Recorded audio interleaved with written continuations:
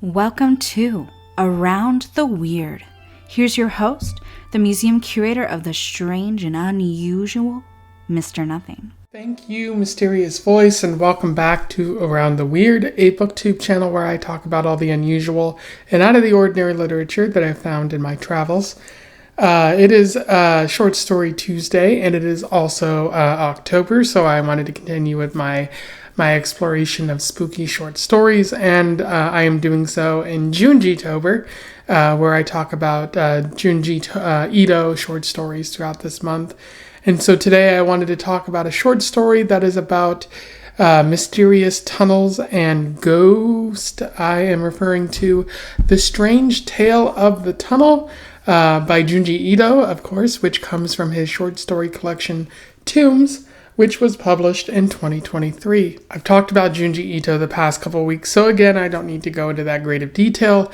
Junji Ito was a dentist, became a writer, especially a writer of manga and graphic novels, and he's primarily writes horror. I don't really know if he writes anything beyond horror, but I'm willing to explore his work and find out. And so if you want to find out more about what I've said about Junji Ito over these past couple weeks, make sure to check out the other videos that I made of the work or of his work that's in this short story collection. And without further ado, I'm going to do a summary, a little bit of analysis, and we will move on from there. So The Strange Tale of the Tunnel focuses on a man or a boy at different stages in his life named Goro.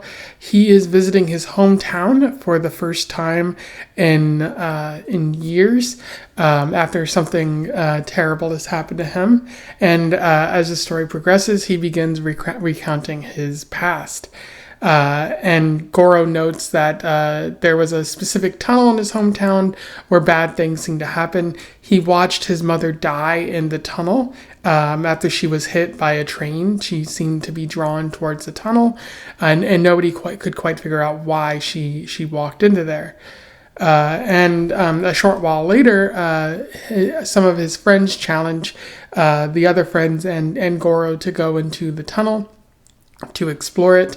One of the friends says that they think that there's something interesting at the center of the tunnel that they want to find out, but they never really make it through there because they all get scared, and they also find Goro's sister Mari in the tunnel, and she doesn't know how she really got there. So Goro takes her home. But over the next couple of months, Mari keeps ending up back in the tunnel. She seems particularly drawn to it, and Goro's dad warns them about going near the tunnel because it seems to be more than suicide. It seems that Goro's dad believes that there's something more sinister at play with the tunnel. And during one time that Mari goes missing, her dad goes to investigate, but after a while, Goro doesn't see any of them return home. So Goro goes and sees footsteps walking into the tunnel that are both dad-shaped and Mari-shaped, so he believes they went in there. And as he gets further into the tunnel, he encounters a strange door which says Cosmic Ray Lab from one of the nearby universities. And he goes inside and he sees a bunch of scientists sitting around his sister.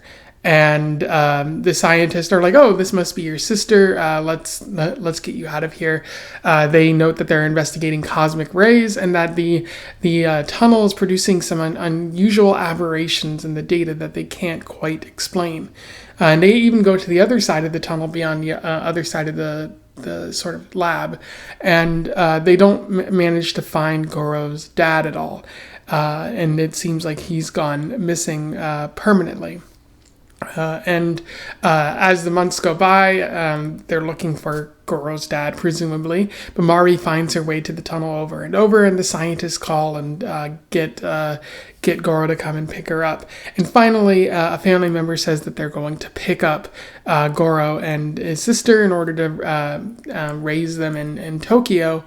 As Goro is packing, Mari once again vanishes, and the scientists call and one of the scientists, Koyama, says that it's an emergency and something terrible has happened, and so Goro rushes over and he sees that there aren't any, like the scientists aren't in the lab, and on the other side of it, he witnesses as two of the scientists are being drawn into the earth, as though it was nothing but like a transparent mess. Koyama and Mari are very disturbed by this, and to make things even worse, the scientists are saying that that the rays, they can actually see them, and they're actually like a ghostly presence, which they could also see in a photo that had shown up earlier. And unfortunately, Goro's sister Mari is taken as well, and Koyama and Goro proceed to run away to the exit of the tunnel. Unfortunately, Koyama is taken in the process, and Goro sees a ghostly version of his sister try to grab him and pull him back into the tunnel, but he manages to escape and feels like the ghostly presence there. He then leaves to move to Tokyo and hears stories about other people dying or mysteriously vanishing in the village, and eventually, after many years of being unable to find a job and move on with his life, he returns to the tunnel. And as the story comes to a close, we see through his eyes what is happening in the tunnel, with the ghost kind of just like maneuvering around and like haunting the place. And he sees some like familiar faces among the ghosts, and that's sadly and scarily where the story ends there. In terms of analysis, there is a fair bit to talk about with the strange tale of the tunnel. One of the ideas that Ito is working with here is places of evil. That seems to be the main type of scare, whereas in the other short stories, there are a bunch of other kind of horrific reasons to be scared, or sort of what type of horror it is. This one seems to be a specific, maybe ghost, maybe places of evil type thing. The tunnel and also the mountain are seen as tragic places. There were train accidents, especially one during the war, I presume World War II, which was particularly devastating, and it left an impact on the town's psyche. And related to that are suicides of people who were hit by the train as they wandered into the tunnels for some unknown reason. What I think Ito is getting at is how no one is meant to be in the tunnel. It's a place of nature, or it's a place of otherworldly presence, and humans were not meant to be there. So it is a place of evil. If you go there, the only thing you can expect is to be horrified out of your mind like Goro, or to be killed and taken into the tunnel. And studying the tunnel seems to be an affront to God, as we see with the scientist here, which results in there's somewhat punishment, which I'll talk about in a few moments.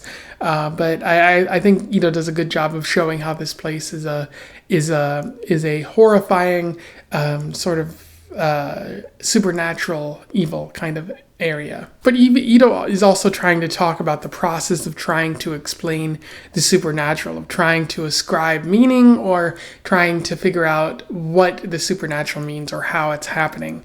Most of the town, though, they just try to talk about the tunnel as it's sort of like a place to be avoided. It's a place of sadness, and it's best that you don't go there unless you're lured there by whatever like ghostly presence is trying to attract you. But I think most people who live near something that's evil or proclaimed to be haunted try their best not to think about it, because if you live next to something that's evil or possibly even unexplainable, it has a way of affecting your mind. So most of the town just tries to forget about it, although that's not really good, because again, many of them are lured to it. So if you try to explain it, maybe that might help you more. But the scientists here are an example of why trying to explain it isn't the most helpful, or even probably not the best idea, because the scientists are trying to quantify the mountain by trying to explain it through the terms of cosmic rays, examining the data that they believe is coming from the sun and passing through the earth, and just trying to understand that. But as they do those experiments, they're encountering a lot of bizarre data that doesn't quite make sense. and only stands to exasperate them as they try to figure out why they're having all these aberrations in the data. And ultimately, like the scientists take a picture and they see like what appear to be the rays or like some sort of like ghostly presence passing through the earth, and it's all around them, and it scares them, but they have ultimately decided to leave because they can't really explain it. But they do come back, and I feel like the punishment for coming back, even though they know that there's nothing they can really explain here, is what Ito is really getting at with this entire story. That if you try to quantify or try to explain or look too deeply into something like this, that some of the otherworldly force is going to punish you. Curiosity killed the cat, so to speak, and it's best to kind of leave it a mystery and avoid it altogether, because there are just some places on Earth that are better left alone. However, while that is an interesting kind of idea, at the same time, it seems like Ito is saying that we're kind of drawn to these places because Mari keeps showing up there, even though she doesn't want to. And even Koyama says that the other scientists were drawn there as well. So, like, if they're drawn there, like, punishing them seems weird because they have no choice in the matter. So it just seems like this evil presence is getting its claws into you and forcing you to do something you don't want to do, and then punishing you. But that could just be that, there are some evil forces in the world that are going to affect you, and whether you're good or bad or whatnot, it doesn't really matter, which is even more horrifying when you think about it. The last thing I want to note about this story, but also in relation to the other stories in this collection, is one thing I'm beginning to notice is that Ito has a theme of rural versus urban. Specifically, many of the horrifying things take place once the characters leave the comforts of the city, of the urban life, specifically Tokyo, as it's been described in a couple of these stories. That once you go out into the countryside, you might run over someone and encounter a strange post-death kind of process, or here, like, once you're out in the countryside, some strange, mysterious, evil force will lure you in and kill you. Like, even the story that I read last week, like the window next door, like that was once you left Tokyo. So once you leave the comforts of the city, like bad things might happen. Whereas there might be some more protection in the city because it's more dense and evil is less likely to get its fingers in there. I don't know. That's something that pops up in American horror as well, and there might be like a different expression of it in Japanese horror because of the history of rural versus urban living and whatnot. But it's something I did notice here, and I think it's worth exploring further. I don't know if it shows up in other Junji Ito stories, but it's certainly showing up quite a bit in this collection. Anyway, those are my thoughts on The Strange Tale of the Tunnel. Yet another very interesting, super spooky short story. I think this one is probably more sinister than the other ones that I've been reading, so definitely one worth checking out. Again, I recommend that you go seek out this short story collection if you haven't done so already, as it's very interesting. And if you read it before, you simply read the short story before, let me know in the comments below. I would love to have a discussion with you about this.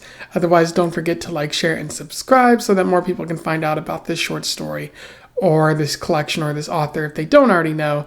And also join the Discord if you want to continue to have discussions about books or movies or whatnot. And until then, I wish you the best of luck in your weird and tunnel-based travels. Farewell.